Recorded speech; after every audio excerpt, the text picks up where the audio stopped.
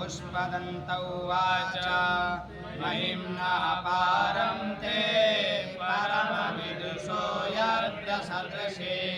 स्तुतिर्ब्रह्मादीनामपि तदवसन्नास्त्वयि गिरः अथा वाच्या सर्वः स्वमतिपरिणामावधिगृह्णान् ममाप्येषा स्तोत्रे हरनिरपवादः परिकरः अतीतः पन्थानां कवच महिमा वाङ्मनसयो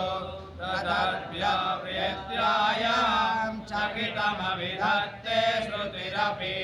सकस्य स्तोतव्या कतिविधगुणा कस्य विषया पदे त्वरवाचीने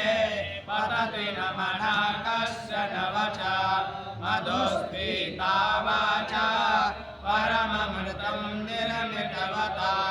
स्वब्रह्मन् किं वा कपिसुरगुरोर्विस्मयपदम् मम श्वेतां वाणी गुणकथनपुण्येन भवता पुनामीत्यर्थेऽस्मिन् पुरमथनबुद्धिर्व्यवसिता तवैश्वर्यं यत्ता जगद्गयरक्षप्रलयकृत् त्रयीवस्तो व्यस्ता त्रिदशगुणभिन्नासु तनुषु अभव्यानामस्मि वरदरमणीयामरमणीं विहन्तुं व्याक्रोशे विदधत इहैके जडधिया किमीह किं काया स खलु किमुपायस्त्रिभुवन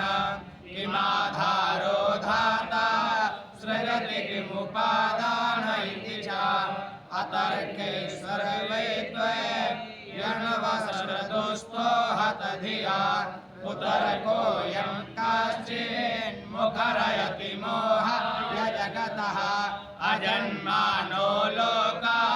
किमवयवन्तोऽपि जगतामधिष्ठातारं किं भवविधिरनादृत्य भवति अनीशो वा कुर्यात् भुवनजनने का परिकरो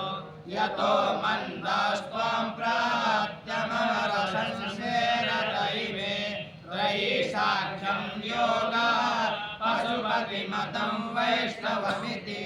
प्रभिन्ने प्रस्थाने परमिदमदापत्यमिति च रुचीनां वैचित्र्याद्रजुकुटिलनानापथजुषां नृणामेको गम्य त्वमसि पयसामर्णवैव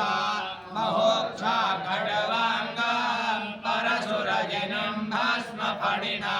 कपालं चेतीया तव वरदतन्त्रोपकरण